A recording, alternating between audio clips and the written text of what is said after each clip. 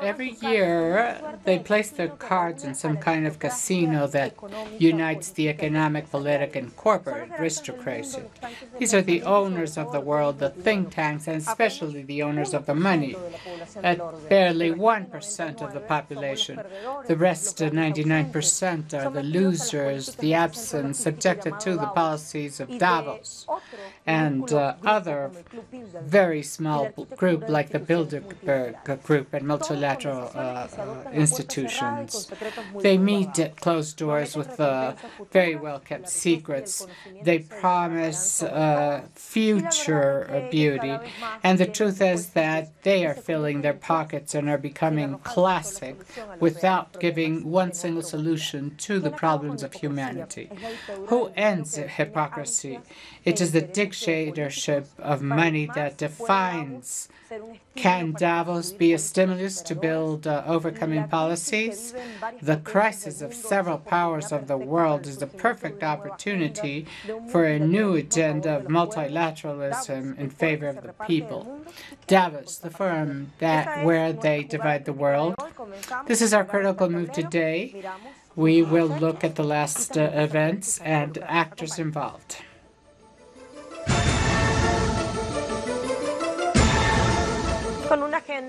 With an agenda of 460 planned sessions, the Davos Economic Forum opened on Tuesday, 22, its most important annual meeting that in a time that most call divisionism and crisis. France, the United States remained home.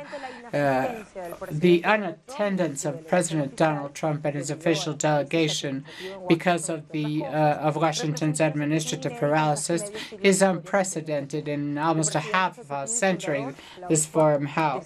The founding president, Klaus Schwab, said that there's a great level of generalized uncertainty because people feel unsafe and no longer believes that tomorrow will be better than today. We want to be oriented by the future, not only absorbed by the management of crisis. Much of the global energy is aimed to the managing of crisis. We are in view of robots and human beings. We don't want to become slaves of the new technologies. Therefore, globalization must be focused on human beings. Let's not forget that multilateralism has brought hundreds of millions out of poverty. But we cannot leave the people out of the era of social networks. In the focus of Web 2019 must be better sustainable. This is why we're also focusing on environment. Strategic partners of only 100 partners that represent different regions of the world. It is the debate between political elites and the so-called number one economic and corporate positions. This meeting at the beginning of every year usually marked the informal opening at the economic year in the world. The profile of Davos Forum. A World Economic Forum, or the Davos Forum, defines itself as collaborative, public-private, and non-profit.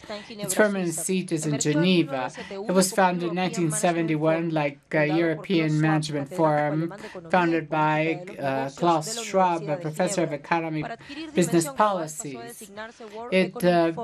It was named Economic Forum later, and it is held at the beginning of every year in the Mount of Davos, in a luxury site in ski center, 1560 meters above sea level. In Switzerland, it has observant of the United States. It is financed by the world's 100 main businesses. It joins businessmen, political leaders, journalists, intellectuals who declare that their real goals are to improve profitability, more concentration of wealth. This is the real goals, and establish alliances for more power. This is why outdoors the reports are public health, migrations, environment, and they have fake agendas based on private diagnosis and defense of globalization. Their predictions are replicated by consultants consultants, think tanks, and multilateral organizations. The forum organized the annual Assembly of New Champions in China and a series of meetings around the world. In 2018, it launched the global agenda. We will investigate other data. This year, Oxfam has made an important critique.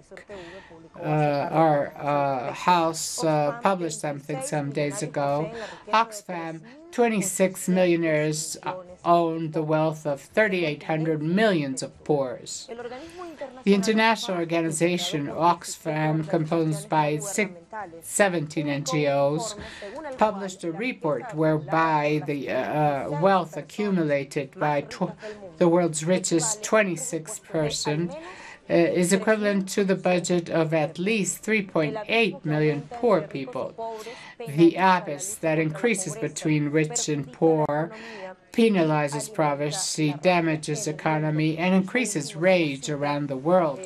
The latter is a quote issued by Oxfam's General Director, Winnie Banjima. In the last decade, this figure reaches 2,208 people among millions and millions of people. In a convulsive world where powerful interests are re-editing or aggravating conflicts, are there alternatives? We're going to see Alfredo Serrano Mancillo, Andalus economist from CEDAC, Rights in Latin America Beyond the West, published today, not realizing in Indonesia the economic importance of Malaysia, Cambodia, and all these countries would be a very critical mistake. China noticed this phenomena 1 decade ago and diversified its economic relations and provided more priority to this new prominent world. The new paradigm with win-win in international economic relations for Latin America is based on this other rising universe without abandoning BRICS or central economies. This is a vision that also allows us to address the solutions or alternatives to the reality we're describing. We go back to our house and we read Davos and the common sense of the dominant class. This is written by Fernando Buenabat Dominguez, a Mexican philosopher and a PhD in philosophy. The common sense of the dominant class owners of the monopoly of violence and death teach that it is better to keep silent and help the criminal. It imposes a scale of daily conduct while silent is awarded with invisibility and peripheral survival, where the best is to behave well and not get into problems, to overcome as the best they can. Meanwhile, in an intimate place, the most contradictory wishes are dreamed for the victim to dream about consumerist conduct. These are the values that are entailed from the dominant class and is spilled all over, even the media. This is the opinion of Fernando Buenabat. Other data. We'll consult to Edu Marin, our correspondent from Madrid, Spain, regarding this move, Foro Davos. Welcome from Madrid. 2019 Foro Davos Forum is marked by great absences, including Donald Trump, who was more concerned for the recent closure of his government, and the construction of the wall in Mexico. French President Macron is also absent in the middle of a crisis with the yellow vests, and Theresa May is still concerned by the Brexit Brexit in the UK. The leaders of Russia, Vladimir Putin and Xi Jinping from China, are also absent. The main topics on this forum will be globalization in the fourth industrial revolution, how to build sustainable society in a plurilateral world. Also, the whether, in the absence of also another President Bolsonaro from Brazil.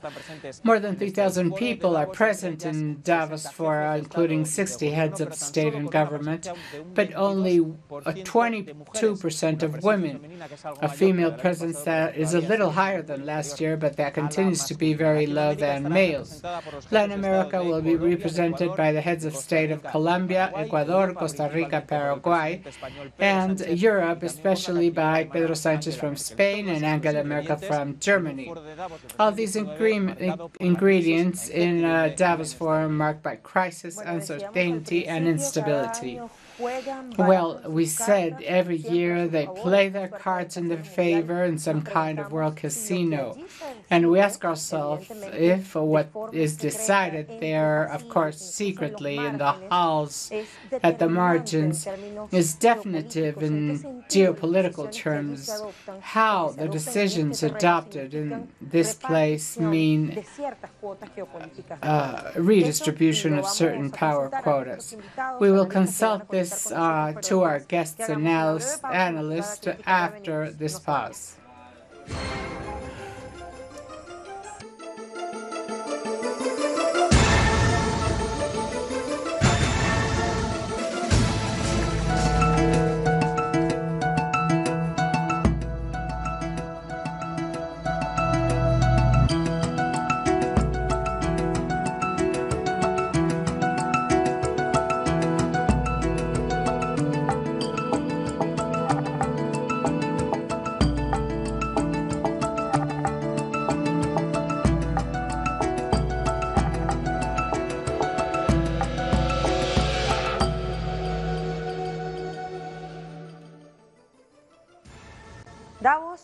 Davos, the forum that distributes the world. This is our critical move of this Wednesday, January 23rd, 2019. In Spanish medium, Publico.es, we find a guide to understand Davos, the philosophical zone of globalization. And the author of this analysis asks the following. Diego Ranz, by the way, from Madrid. What is in the Davos's backstage?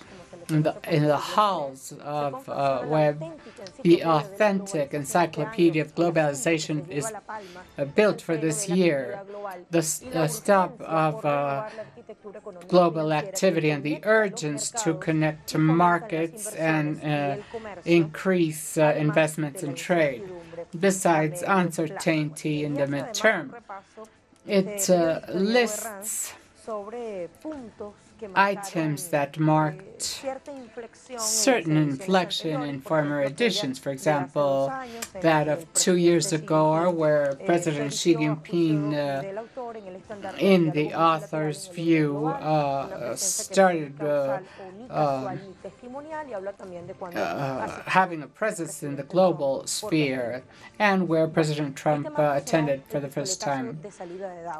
Some specificities of this year's Davos is that it meets participants from 110 countries, ministers and leaders of the most influential companies of the world, 65 heads of state and 40 leaders of international organizations. But Latin America, we have 5 presidents: Iván Duque, Lenín Moreno, Mario Abdo, Carlos Alvarado, and Jair Bolsonaro, from Colombia, Ecuador, Paraguay, Costa Rica, and Brazil, respectively. The 5 extreme right heads of state with a common agenda against Venezuela, each one traveled to the Alpine station to discuss that in Venezuela has no democracy and that needs a change of government, even if the president was ratified by elections. It is not casual. It meets all leaders with extreme conflictive situations in their countries that could enrich their governance. French President Macron decided not to attend in the middle of a crisis of Yellow Vest. British Minister Theresa May with the Brexit, and U.S. President Donald Trump that is confronting an administrative paralysis linked to his wish to build a wall on the border with Mexico. Vladimir Putin from Russia, China, Xi Jinping, and Mexico, Andrés López Obrador, who said he has lots to do at home with a recent explosion in Pemex. The new head of state of Brazil, Catholics and military withdrawal, is considered the ace under the hand by Klaus Schwab. He stated that he doesn't want a Bolivarian America and that doesn't want the left in the region. In this way, nationalism, together with ultra-Catholicism, is expressed in. They want to leave the Paris Agreement and sell one of the Earth's lungs. Only 55% are women in this edition. That would end on Friday. We want to add our analysts, Alejandro Fernández Carano, economist of the Argentinian Center CEPA, and also we will have an exchange with Enrique Daza, who is waiting from Colombia. I start with Alejandra. 2019 Economic Forum is Globalization 4.0, make a global architecture in the industrial. This is a topic that cross-cuts everything. Sustainable societies for who? This is what we are discussing in this space. From one point of view, well, the truth is that Davos for Argentina, especially for the government of Mauricio Macri, has had no benefit for our country. As soon as Macri took office in 2015, he attended the 2016 forum, expecting many investments that never arrived. Later, in Argentina, a mini Davos took place where the main corporations, lots of head of states, ministers attended, but investments never arrived. And the truth is that during the presence of Mauricio Macri, who is a defender and permanent guest to these fora. Not this time. He didn't go, but his Minister of Economy and President of the Central Bank did, has had no economic results for our country.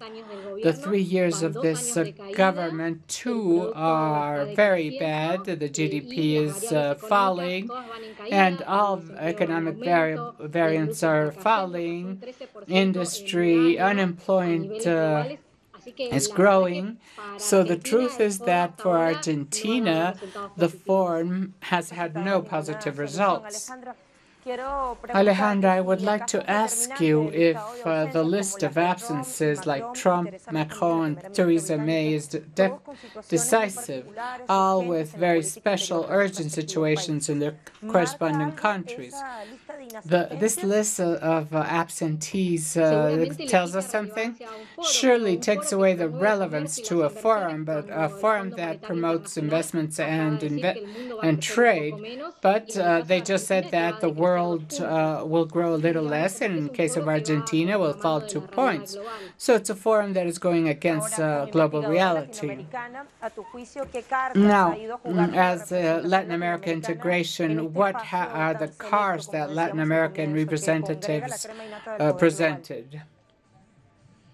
The positions of Latin America are quite different. For example, yesterday Bolsonaro had a polemical, controversial presentation presenting a model of privatization and reduction of state that has failed in Argentina and most Latin American countries.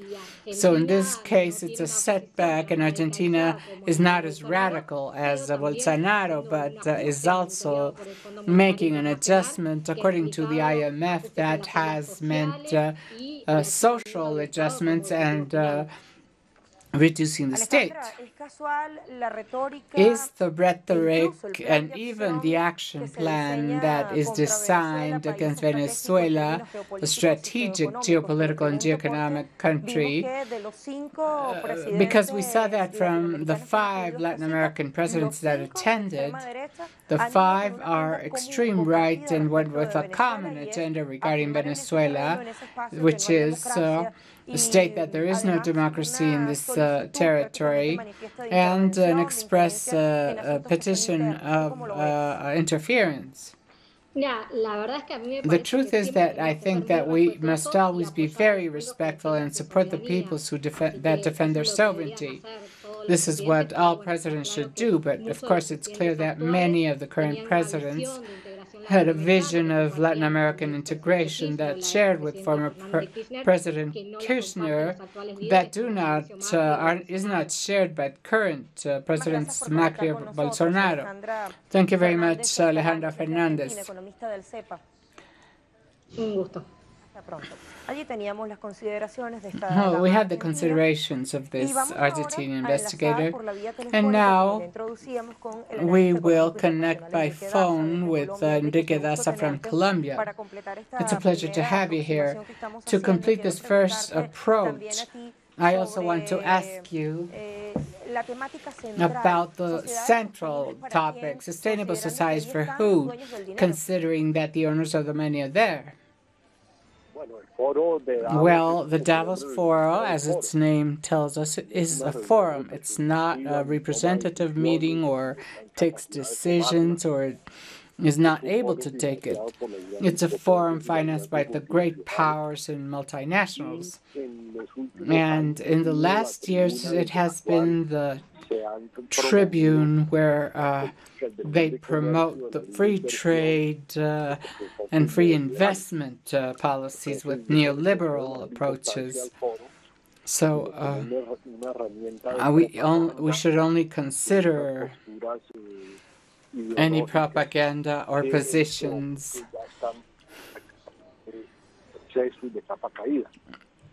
that is a fallen phase.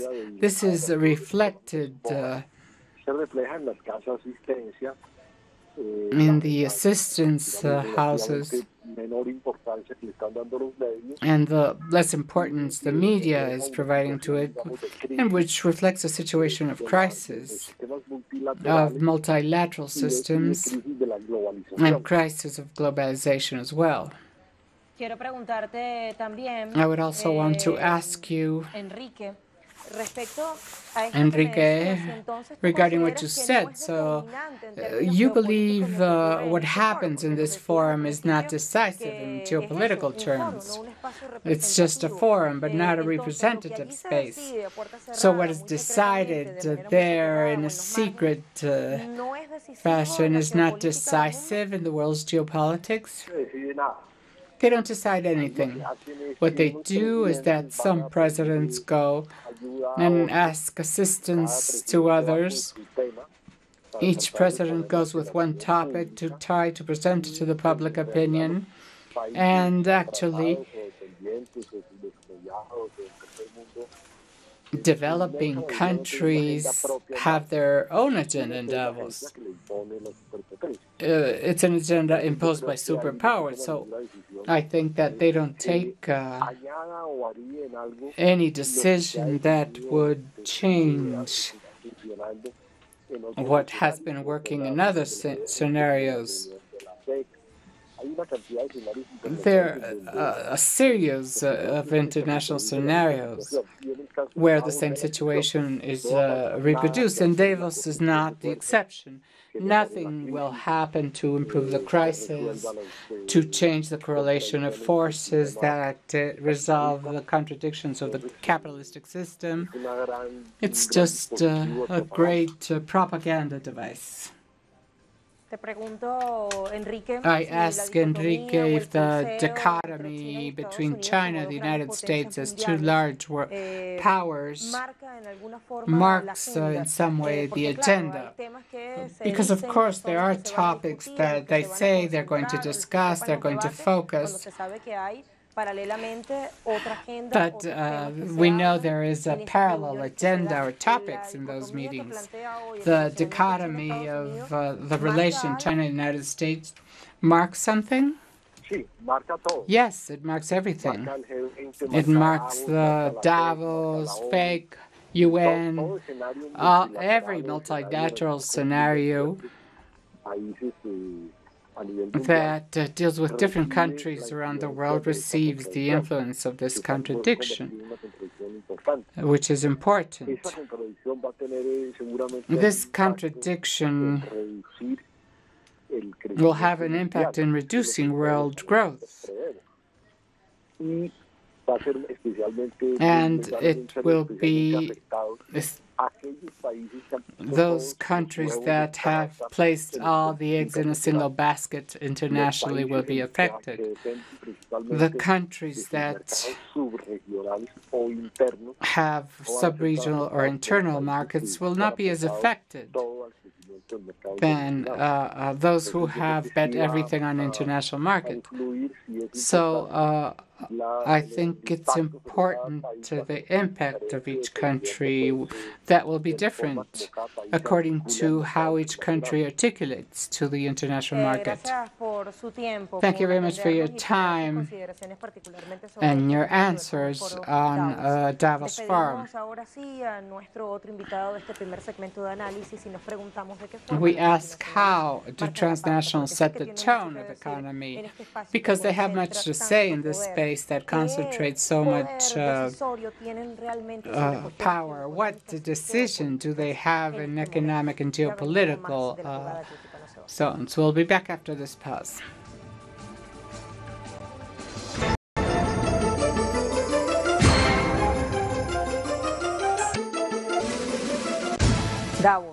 Davos, the forum that distributes the world. This is our critical mood today. And in this final segment, we ask, more than half of the participants come from business world and have a first-level role.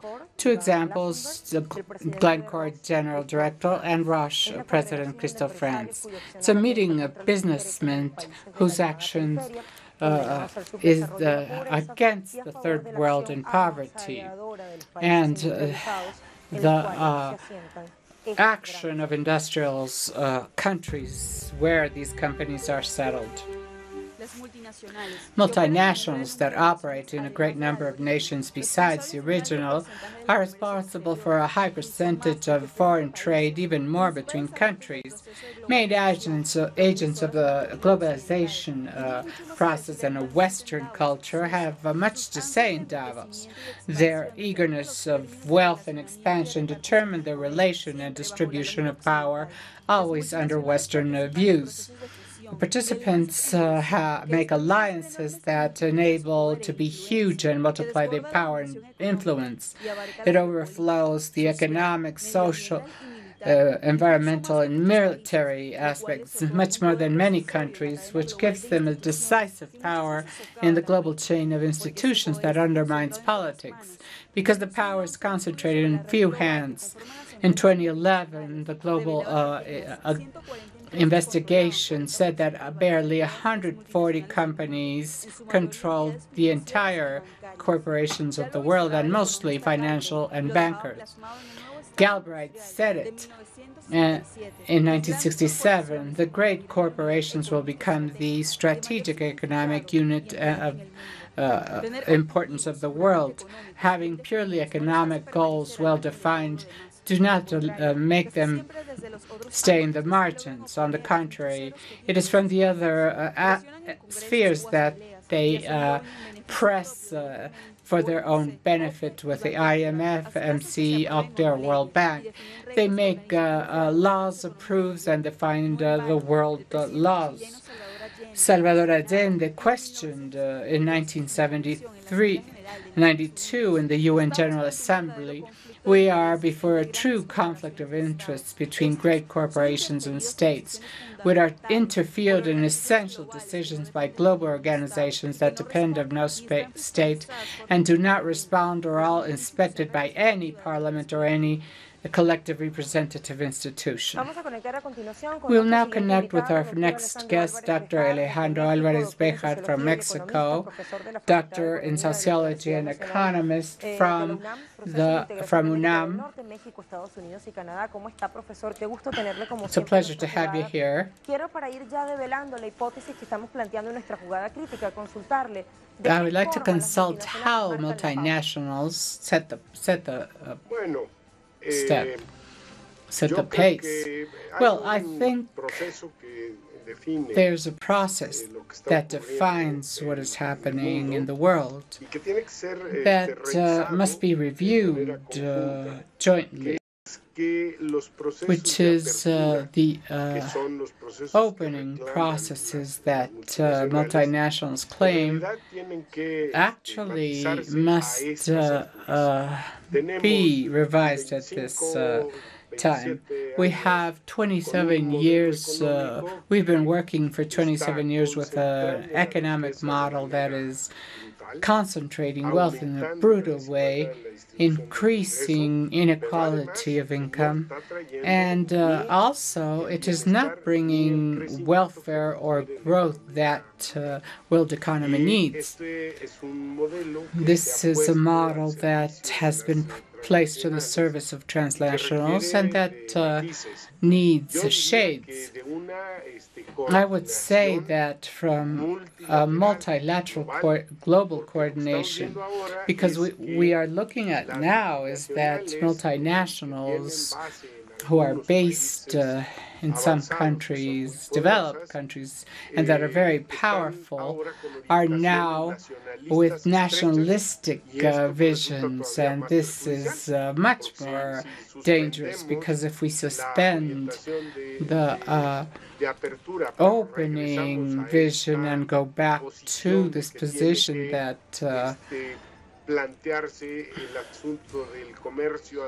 trade should be discussed through war and not trade agreements that are mutually beneficial, we are confronting a main problem. The other part I think we must evaluate carefully is that transnationals have talked about opening as a requirement because they were promoting a model of growth outwards, and this has generated a blockade and also has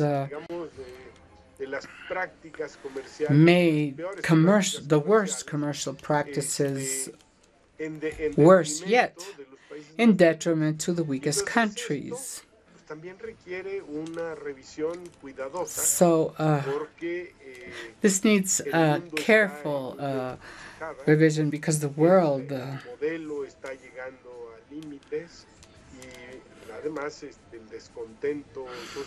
and also social unhappiness, and which is being expressed both in developed and developing countries. So this is an urgent task, and they have to establish rules, behavior codes to these transnationals. Otherwise, we're leading to a catastrophe. I want to ask you if the practice of deep blocking is frequent, that is, transferring their production to other countries of the periphery where businesses are more profitable because of very low wages. Is this also a key to understand today's world? The configuration of relations between the countries of the periphery and the center, and societies like Mexican or Central American, for example? Of course. This is one of the keys, except that this today is trapped in a main contradiction. The most important part of direct foreign investment in China belong to U.S. and European corporations. So when we see that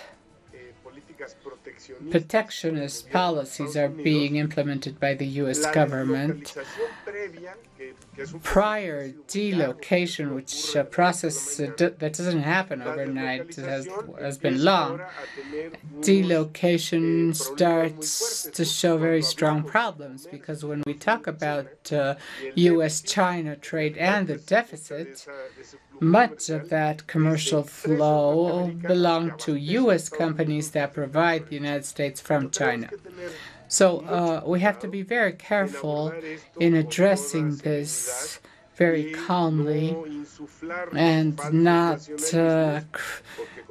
grow false nationalisms because we are tangling things up.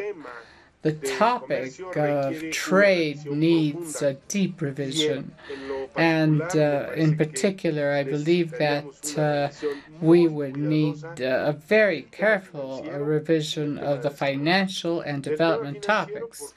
The financial topic, because deregulation is taking us to a potential explosion of indebtedness around the world.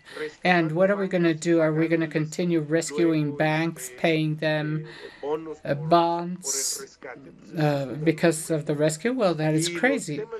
And development topics must be placed once again in the core of world attention.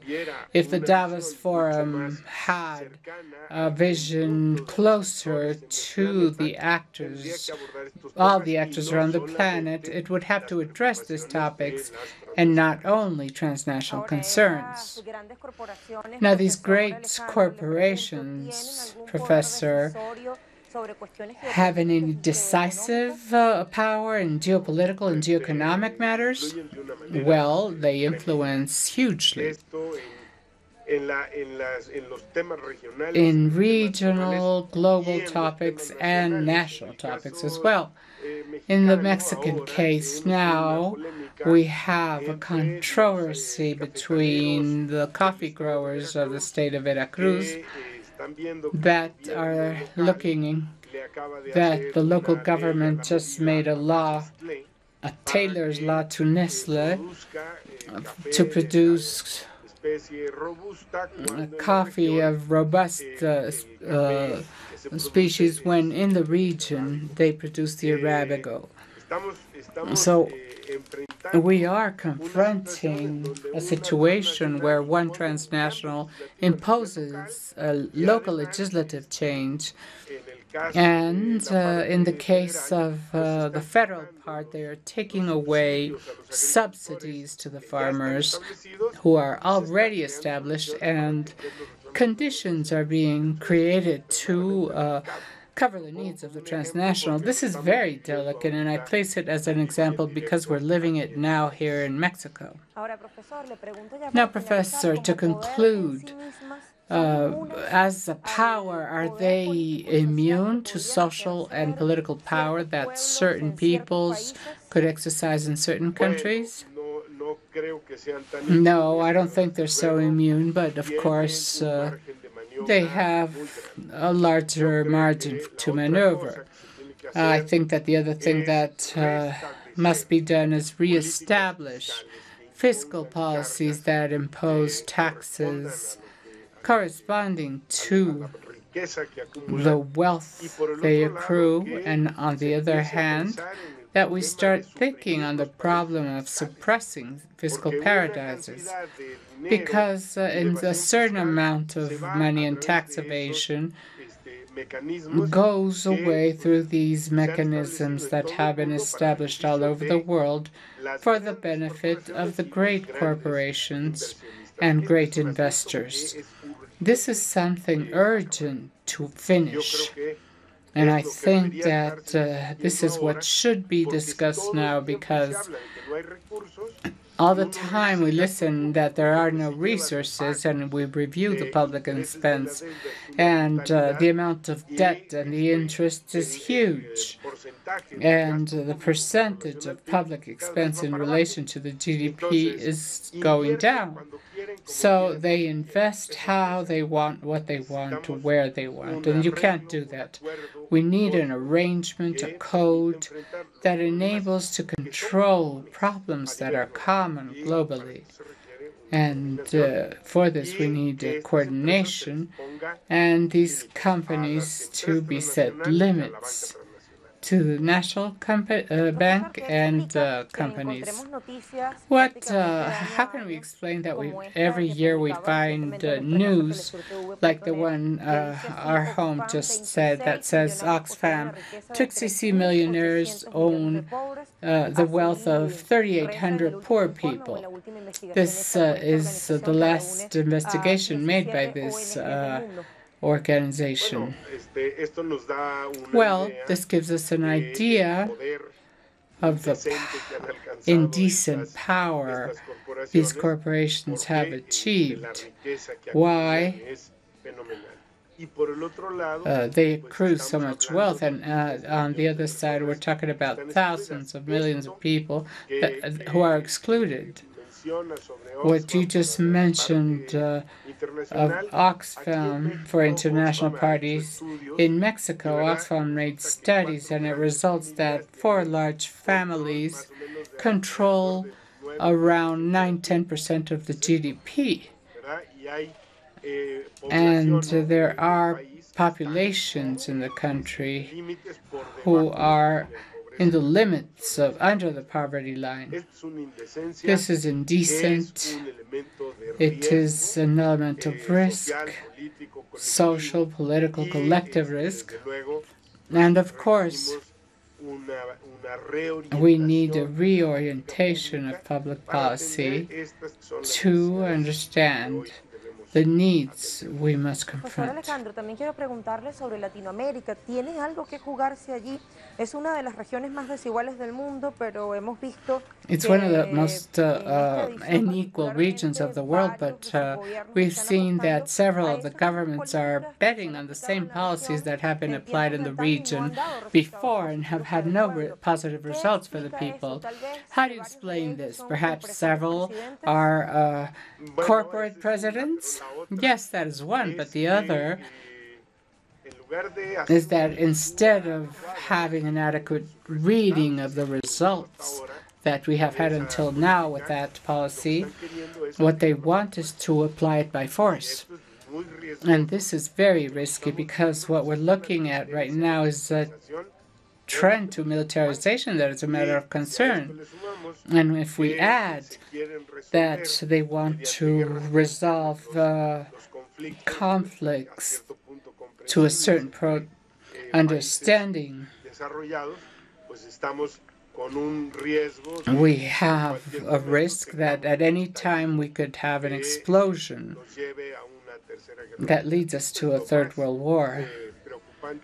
This is the most concerning of all, when we're confronting a dramatic panorama and the problems of climate change.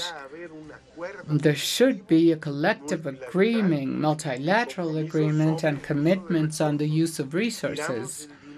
We throw away money to the garbage in matters that do not work and has been proved, and at the same time, we're confronting a problem that will overflow us. We are at the limits. So the call should be regional, national, global. All fora should seriously discuss the problem on how to make a different orientation for the construction of an economic model that assures that the most serious and urgent problems will not overflow us. This is my opinion.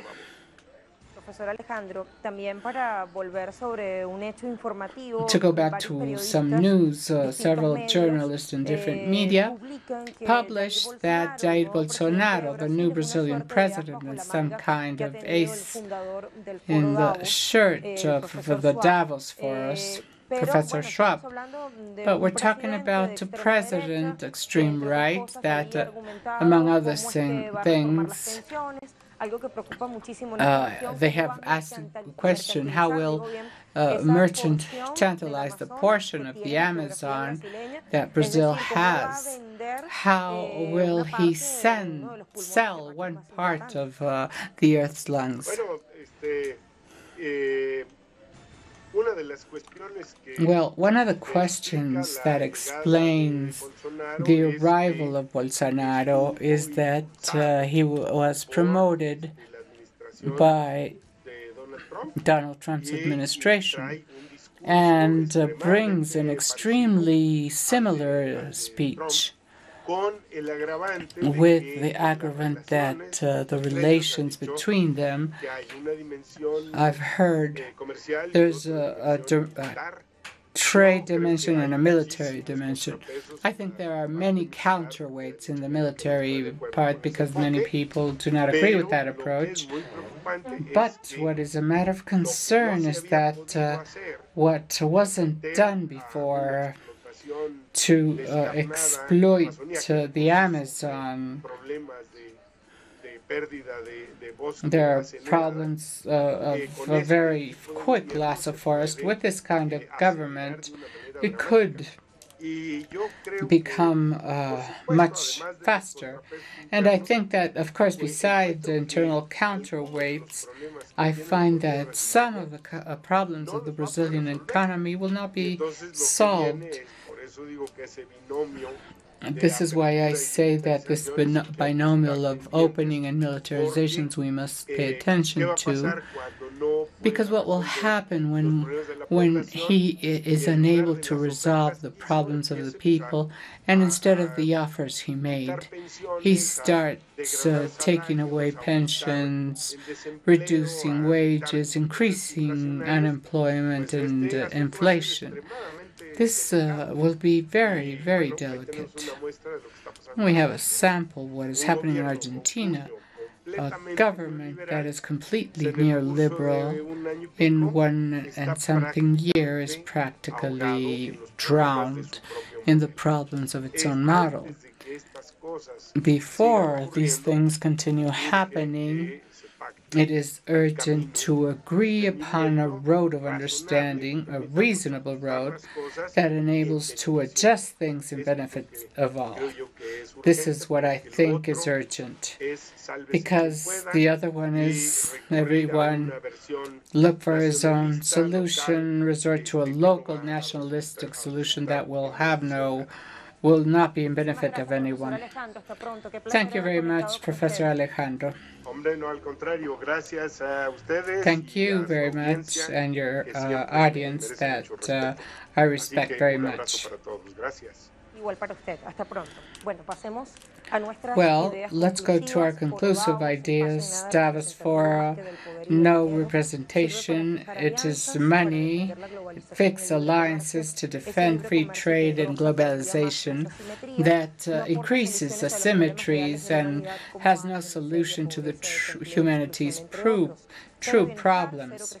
Zero welfare, zero economic growth. It increases the gap between the rich and the poor. The multinationals that attend this poor have huge power, trespass economy, and determine geopolitics. It is not casual that in scenarios of war and strategic places, there's always a multinational. And of course, Davos could be a perfect example to build alternative policies. And it's also true that the right advances, but there are also powers that are undergoing serious crisis. And this could also be a perfect opportunity to progress in favor of the interests of the people. We end our critical move here. Thank you for being with us. And remember our appointment at 12:30 Caracas time. Thank you.